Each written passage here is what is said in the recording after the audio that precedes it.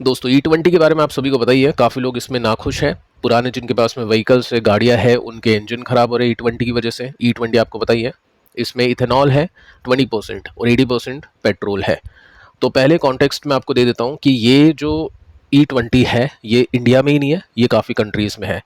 तो जब भी सरकार को बोला जाता है कि आप कुछ गलत कर रहे हो, तो सरकार का पहला यही होता है जवाब कि E20 सिर्फ इंडिया में नहीं है, काफ़ी सारी कंट्रीज़ में है।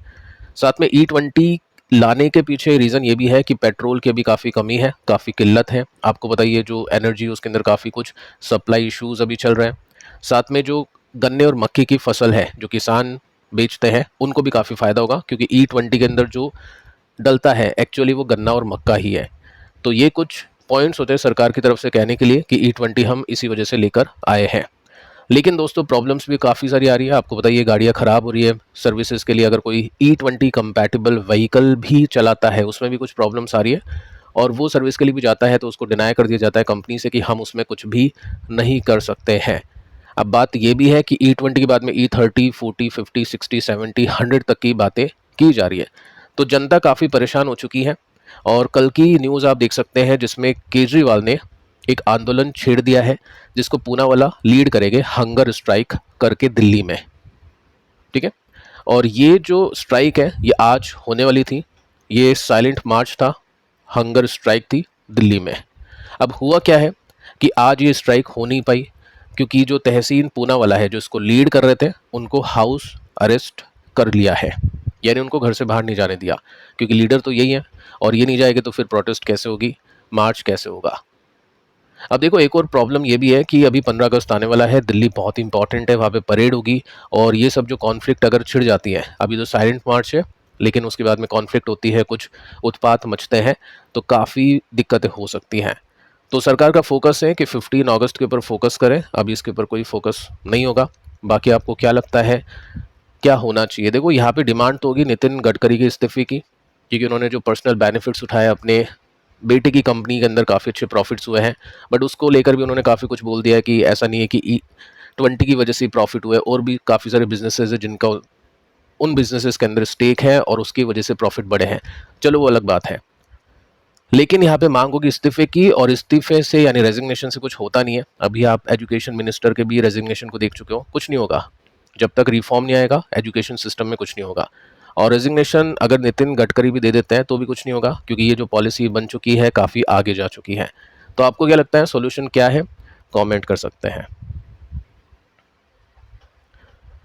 अब देखिए आते हैं हम कल की क्लोजिंग पे। यहाँ पे डाउ जोन्स आपको ऊपर ही क्लोज होता हुआ दिखाई दिया है, नैस्डैक 1% ऊपर जाके बंद हुआ है। तो यूएस मार्केट कल अच्छे थे।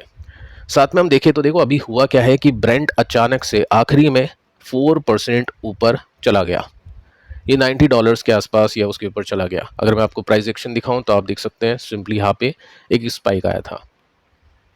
क्या कारण है इसके पीछे का? एक्चुअल कोई रीज़न नहीं है, कोई न्यूज़ नहीं है, रिसेंट क्या डेवलपमेंट हुए हैं। तो ईरान ने 2 शिप्स के ऊपर अटैक कर दिया था स्ट्रेट ऑफ हॉर्मुज में, क्योंकि कल ईरान ने बता दिया था कि हॉर्मुज अभी बंद हो चुका है, जिसकी सूचना मैंने आपको दे दी थी। हो सकता है उस वजह से यहाँ पे स्पाइक आया हो, या फिर अगले 2 दिन के अंदर, यानी आज तो पूरा दिन ऑलमोस्ट हो ही चुका है, कल कुछ हंगामा होने वाला हो जिसका इंडिकेशन पहले, या फिर इनसाइडर जो न्यूज़ होती है पहले ही मार्केट को पता चल गई होगी। तो ये आप स्पाइक देख सकते हैं। उसकी बेसिस पे गिफ्ट निफ्टी को देखें तो गिफ्ट निफ्टी भी नीचे चला गया जैसे ही क्रूड ऊपर जाता है, बट जितना क्रूड ऊपर गया उतना गिफ्ट निफ्टी नीचे नहीं गया। आप देख सकते हैं यहाँ पे डिप निफ्टी में, यानी जो गिफ्ट निफ्टी उसमें देखने को मिला है।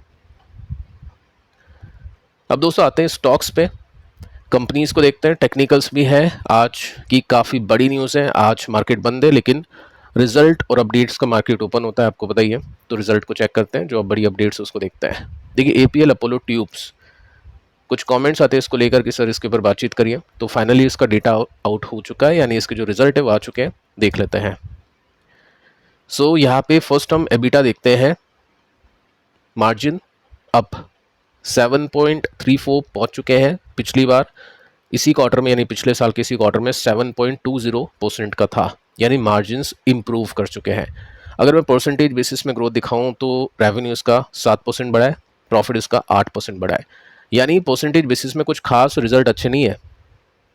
एस्टिमेट क्या है वो भी नहीं पता है, और एस्टिमेट शायद इससे कम ही होगी क्योंकि स्टॉक भी ऑल टाइम हाई से काफ़ी नीचे है। सो टेक्निकली देखते हैं, बाकी जो ग्रोथ मिली है वो सिंगल डिजिट में मिली है। CDSL। सो NSTL के रिजल्ट आए थे अभी 1-2 दिन पहले, CDSL के भी रिजल्ट आ चुके हैं। इसको देखते हैं परसेंटेज बेसिस में।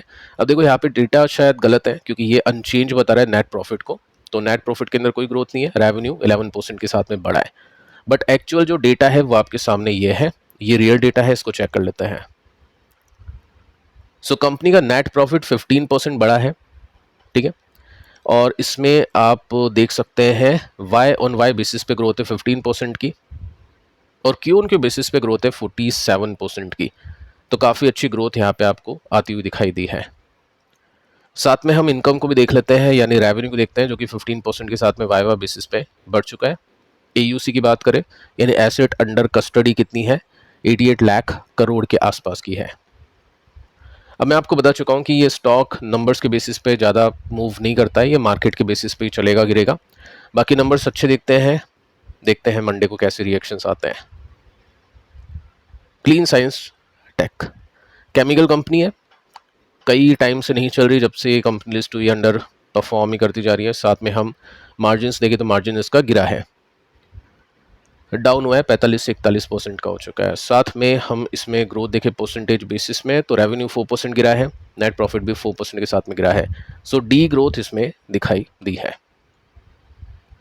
साथ में VBL को लेकर एक अपडेट है, उसको चेक कर लेते हैं। आपको बताइए VBL यानी वरुण बेवरेजेस लिमिटेड एक्सपेंशन करा है आउट ऑफ इंडिया, कई प्रोडक्ट लॉन्च करा है जिसमें अल्कोहल भी है, सेमी अल्कोहल भी है, नॉन अल्कोहल भी है।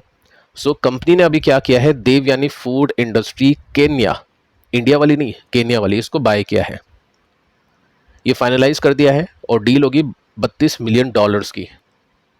ये एक्विजिशन शुरू होगा 1 अगस्त यानी आज से। अब मार्केट को वैसे मेरे हिसाब से तो आइडिया है कितने मिलियन की डील है, बाकी फिर भी मैं आपको बता देता हूँ, ये न्यूज़ है। 2.5% स्टॉक नीचे गया था कल के दिन। डिविस लैब देखो आज इसके रिजल्ट आ चुके हैं, रिजल्ट काफ़ी कमाल के दिखते हैं। फ्राइडे के दिन 3% ऊपर। फर्स्ट हम देखते हैं मार्जिन, देखो 10% ऊपर गया, 30% का मार्जिन था, 40% का हो चुका है। रेवेन्यू ग्रोथ 28%, ये देख सकते हैं रेवेन्यू इसका बढ़ चुका है 28% के साथ में। प्रॉफिट इसका जंप कर चुका है 65% के साथ में, 65% के साथ में जंप है, क्योंकि मार्जिन 30 का 40 हो चुका है। सो बहुत ही अच्छे नंबर्स हैं। हम टेक्निकल्स पे आते हैं। APL अपोलो ट्यूब्स, ये वीकली चार्ट आपके सामने है। स्टॉक पहले इस रेंज में चल रहा था, सपोर्ट टू रेसिस्टेंस ब्रेकआउट करता है, उसी रेसिस्टेंस को सपोर्ट लेता है और ऊपर जाता है। तो यहाँ तक पैटर्न काफ़ी बुलिश था, लेकिन उसके बाद में होता क्या है, स्टॉक ये सपोर्ट ब्रेक कर देता है। तो स्टॉक अभी के समय आ चुका है नेगेटिव यानी बेरिश मोड के अंदर, और ये सपोर्ट अभी डे चार्ट पे इसका चल रहा है, ये रेसिस्टेंस है। अब नंबर्स तो अच्छे नहीं है, परसेंटेज में ज़्यादा कुछ ग्रोथ तो नहीं है, 7% ही ग्रोथ है, लेकिन बाजार की उम्मीदें भी कम होगी। स्टॉक अभी नीचे है, देखते हैं मंडे को कैसा रिएक्शन होगा। फिलहाल मंडे का ही वेट करना पड़ेगा, ऐसे कोई एस्टिमेट का डेटा भी अवेलेबल नहीं है। CDSL वीकली चार्ट आपके सामने है, NSTL भी नीचे है, CDSL भी नीचे है।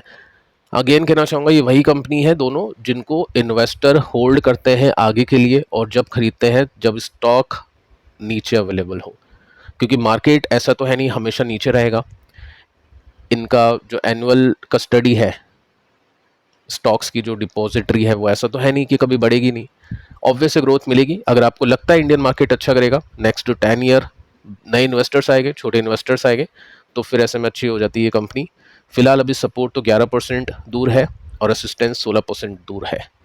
वो मंडे को पता चलेगा कि कैसा क्या यहाँ पे मार्केट को नंबर्स लगे।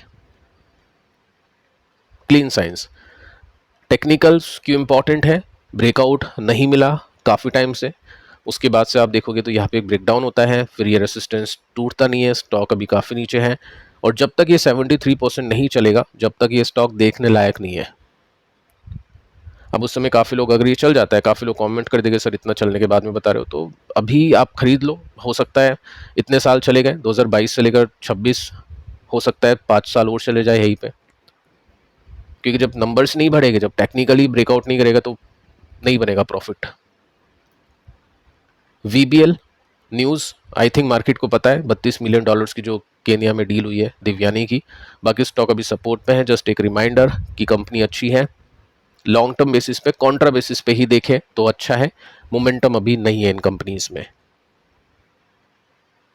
डिविस लैब यहाँ पे मोमेंटम है, नंबर्स अच्छे आए हैं, एस्टिमेट भी अच्छी होगी इससे, ब्रेकआउट यहाँ पे हो चुका है। फर्स्ट टाइम आई थिंक अपन ने यहाँ पे एक ब्रेकआउट इसका देखा था, तब से अच्छा ही परफॉर्म कर रहा है। तो फिलहाल दोस्तों इस वीडियो में इतना ही। एक और वीडियो आपको दूंगा जिसमें भी काफ़ी कुछ बड़ी अपडेट्स होगी। बाकी ये 3 वीडियोस आप देख लेना, काफ़ी जरूरी है। मिलते हैं नेक्स्ट वीडियो में, तब तक के लिए बाय बाय।